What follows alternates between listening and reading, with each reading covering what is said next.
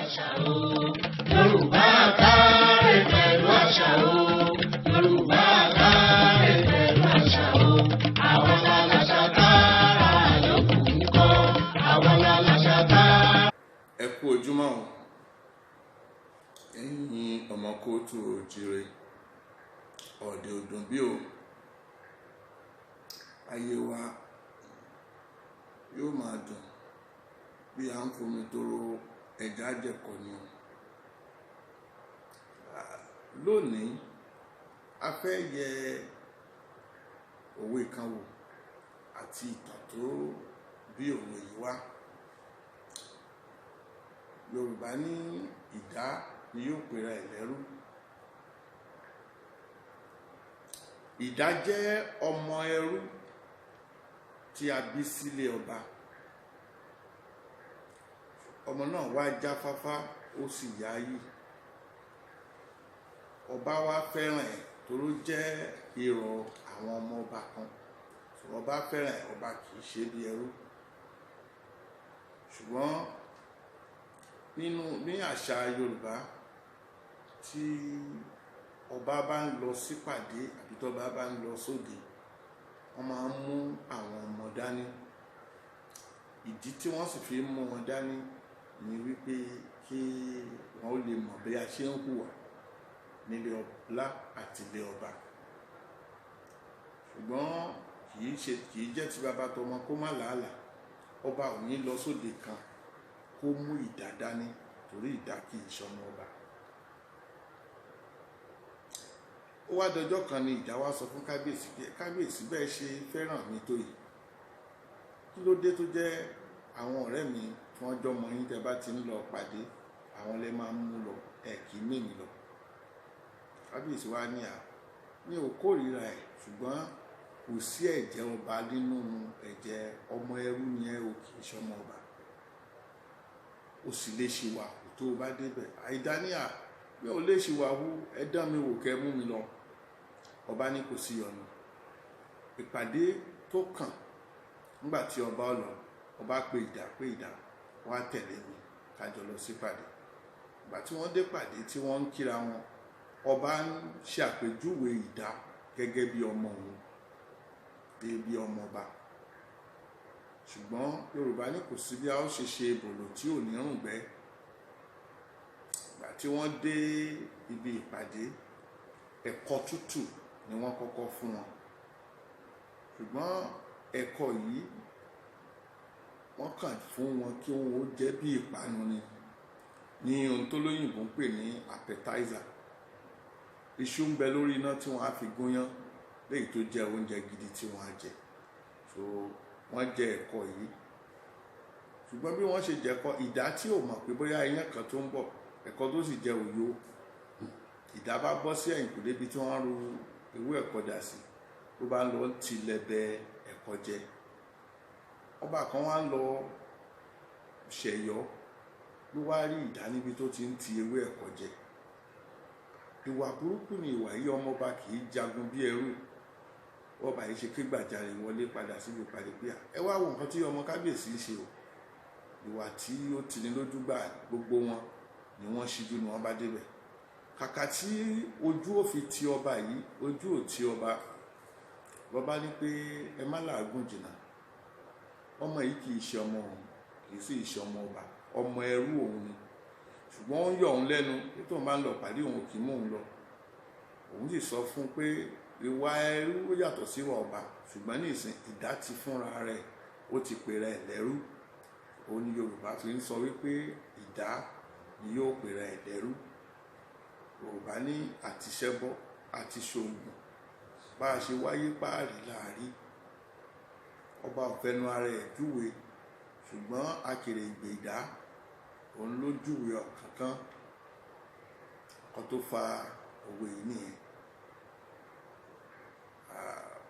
The interpretation of the story and that brought about the proverb ìdá ni yóò pera ẹ̀ lẹ́rú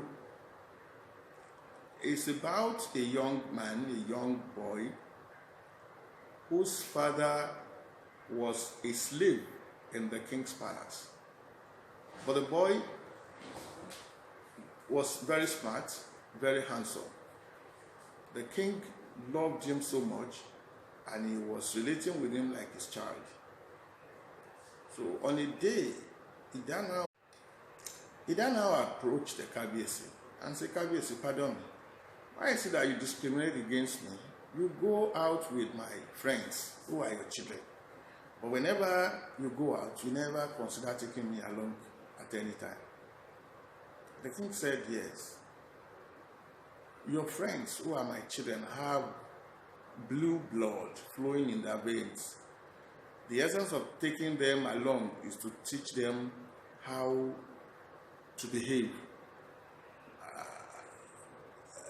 in a royal or regal circumstance, which you are not.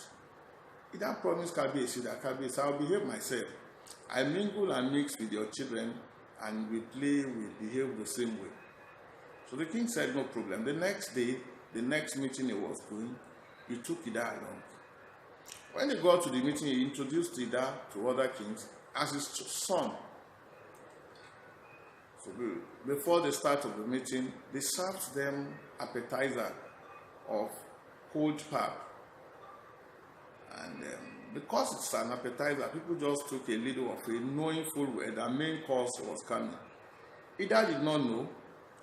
So Ida sneaked out and went behind the house to where they packed all the remains of the pap. And he was now peeling off the little splashes of pap on the leaf.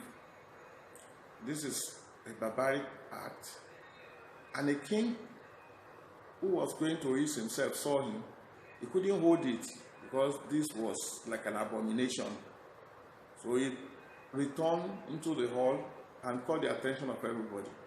So all the kings came out and saw Ida.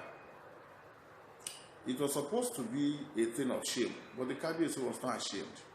Kabiyesi just said, well, sorry I introduced him as my son, but he's truly a slave child. His father is a slave in my palace and is by that reason a slave. But I never introduced him as a slave. He has by himself and his act introduced himself by who he is. So this is a story that brought about the proverb that it is Ida who will describe himself who he is. This is the proverb which becomes apt where somebody behaves or wears himself a borrowed garb and is carrying himself as such, but in actual sense is not. And when his real self is exposed, Yoruba will say, Ida ni yo pera ederu, that the real self has manifested in the person rather than what he pretends to be. The emergent scenario, particularly in the Yoruba nation, will make this proverb become very apt in the nearest future. There is going to be a separation of the grain from the shaft. And in doing this, the freeborn, who Yoruba refer to as Omoko, will manifest through their attitude and behaviors. And those that infiltrate, that Yoruba refer to as Ashawo, will be thrown out by the system. And we will now know who truly is a Yoruba, a bona fide Yoruba man or woman, and who is fake. Yorùbá ní ọ̀pọ̀ àjòjì tó wọ̀lú ní ó jẹ́ ká mẹ́ni tó gbọ́mọ ọba fọ́ṣùn. with the advent of Amotekun and the strategic arrangement to ensure we free the land, the Yoruba land, of all strangers, this prover will become very apt, because the Ida that refers to himself as a prince will manifest through their act, and we will know that this Ida is not a prince, but actually fake and an impostor. Ohun tí à ń gbìyànjú àti sọ ni wípé owó yìí láìpẹ́ rárá yóò farahàn bí òwe tó bá ohun tó ń ṣẹlẹ̀ mu, nítorí pé gbogbo àwọn àjòjì tí wọ́n ti sá wọnú ìlú wa, tí wọ́n ń pera wọn lọ́mọ aládé, a ó mọ̀ ẹni tó jẹ́ ọmọ aládé, a ó sì mọ àwọn àṣàwọ̀ láàrin wa, torí pé tí inú ilé kan bá ń tòrò, ọmọ àlè ibẹ̀ ni ò tí ì dàgbà. Ẹni tí Yorùbá bá sì pè lọ́mọ àlè, kò bá àjọba bẹ́ẹ̀ bí ìmúmu, tá a bá lè fìdí ẹ̀ múlẹ̀ pọ̀ ọmọ àlè ni, ará àta ni, kì í ṣara nulé. Gbogbo àwọn ará àta tí wọ́n sì ń kó ìpayà bá wa, tí wọ́n ń jẹ́ kí gìrìgìrì ó múlẹ̀ bí ìgbà tí wọ́n bá ń gún odó, gbogbo wọn náà là á ṣàlẹ́yọ kọ̀ọ̀kan. A ó fọ̀nà òde hàn wọ́n. Orílẹ̀-èdè wa yìí yóò tùbà yóò sì túṣẹ. Gbogbo àwọn ọmọ Oòduà a sì wá jèrè ìṣẹ̀dá, ẹ̀bùn tí ìṣẹ̀dá fi jíǹkí wa, ní ọpọlọ, ní olóye, ní làákàyè, ní ìwà, ní ìṣe àti àṣà. Gbogbo èrè yìí la ó jẹ. Ìgbà tí gbogbo eléyìí ó ṣẹlẹ̀ kò ní ṣẹ̀yìn wa o, torí pé ẹ̀yin tẹ́ ń gbọ́ mi yìí, mo máa ń sọ wípé ẹni tí ó ròyìn ogun ò ní kú, ẹ̀yin ò ní kú, èmi ò ní kú, gbogbo wa náà láàjọ fi gbogbo ọ̀rọ̀ yìí pàtó. Yóò dára fún wa o. Ire o, Gbite.